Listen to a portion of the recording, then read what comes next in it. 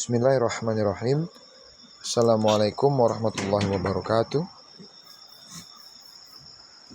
Kembali lagi bersama kami di channel Kabah Farm.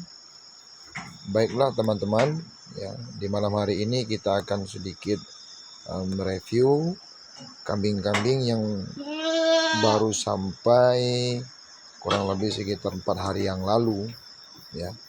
Didatangkan kemarin kurang lebih sekitar 12 ekor betina semua sebagai calon indukan, dan kita menggunakan sistem koloni, ya, koloni seperti ini. Kita akan sebutkan kendala-kendala ketika datang kambing yang baru ke kandang kita, ya. Ya, seperti yang kita atau yang kami dapati kendala. Yang pertama jelas terkait adaptasi pakan dan juga waktu makan, ya.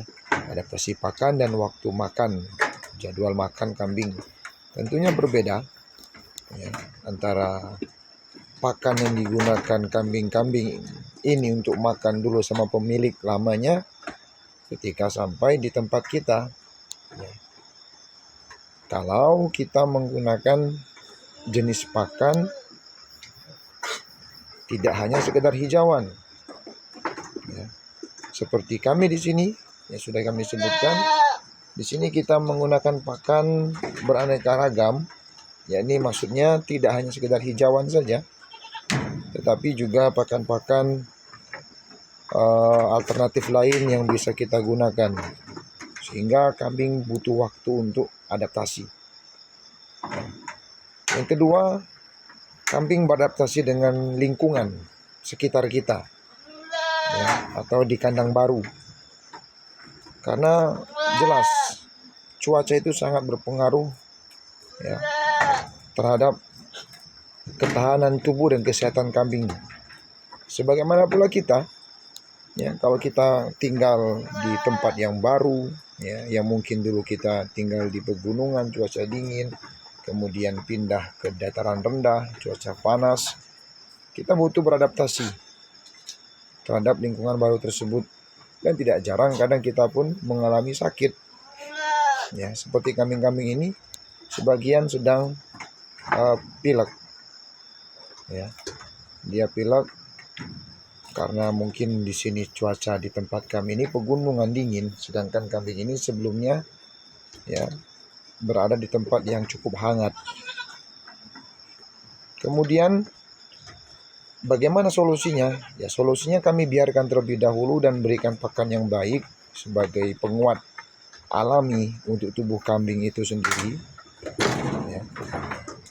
Dan kemudian yang ketiga, kekurangan yang berikutnya, ya, terkait tentang kandang koloni yang kami pakai atau yang kami terapkan, ya. Karena ini kambing tidak di satu kandang, yakni diambil dari kandang-kandang yang lain, ya, kemudian disatukan seperti ini, itu rentan tidak akur, ya.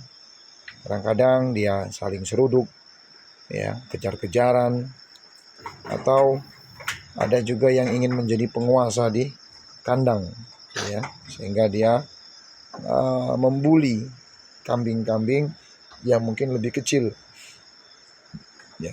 Tetapi itu tidak lama, dan ini juga sebagai alternatif bagi kawan-kawan yang ingin ternak banyak tetapi terkendala kandang, bisa menggunakan sistem koloni seperti ini. Ini sangat bagus sekali, ya, dan efisien tentunya. Nah, ini contoh, ya, sedang tanduk-tandukan ini.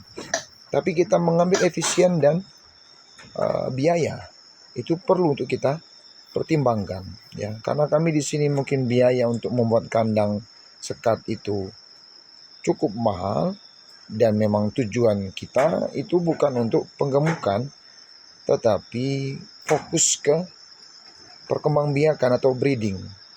Jadi dengan kandang koloni ini sudah cukup sekali, ya. Dan juga kalau kambing-kambing betina pun kalau dicampur bertarung itu nggak seganas kambing-kambing jantan, ya.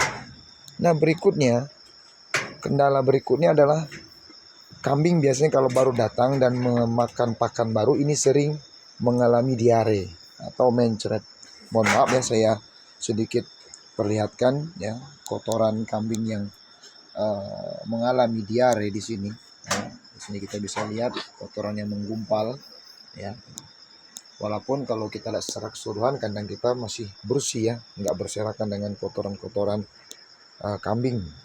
Ya, karena memang kita buat jarak lubang cukup besar. Nah, seperti ini ya. Mohon maaf sebelumnya. Itu hal yang wajar teman-teman. Nggak perlu terlalu diambil pusing ya, selama diarenya itu kotorannya masih lengket dan kental seperti ini ya. Itu biasanya memang kambing butuh adaptasi ya, kira-kira seminggu insya Allah kambing-kambing akan normal kembali dan akan terbiasa dengan pakan kita berikan ya. Itu hal yang biasa, kecuali kalau misalkan kotorannya benar-benar encer.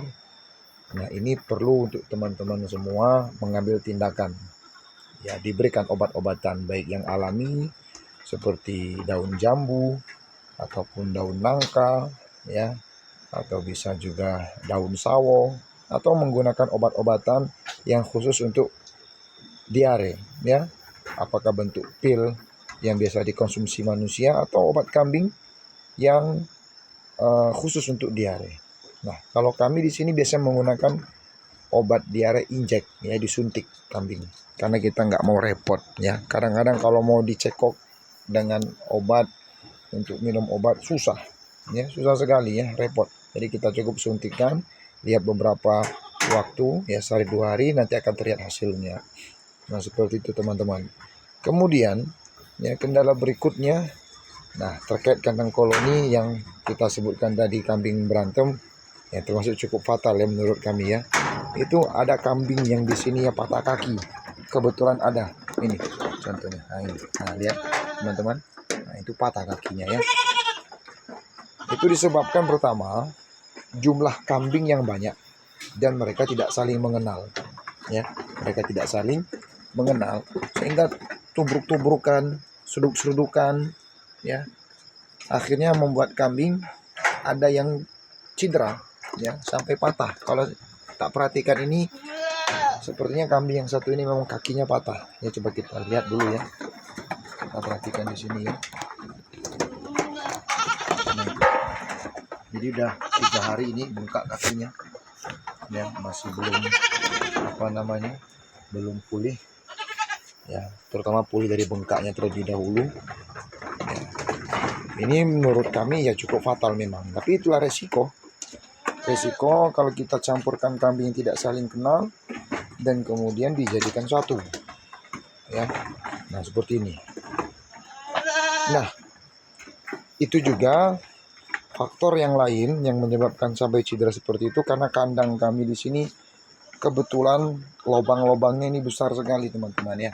Ini bisa sampai 3 cm ya. Ini belum sempat kita perbaiki sehingga kambing itu rentan sekali masuk karena dia belum mengenal pijakan di kandang baru mereka, sehingga asal jalan akhirnya masuk. Kali ini kemarin kita perhatikan waktu itu berapa kali dia memang kakinya masuk ke dalam lubang tersebut ya, sehingga kambing-kambing lain yang berlarian ditabrak dan semisalnya dia susah mencabut kakinya, akhirnya patah. Nah, ini perlu pertimbangan bagi teman-teman semua ya, untuk pengalaman dan yang ingin mencoba kandang seperti ini, maka perhatikan halnya seperti ini teman-teman ya.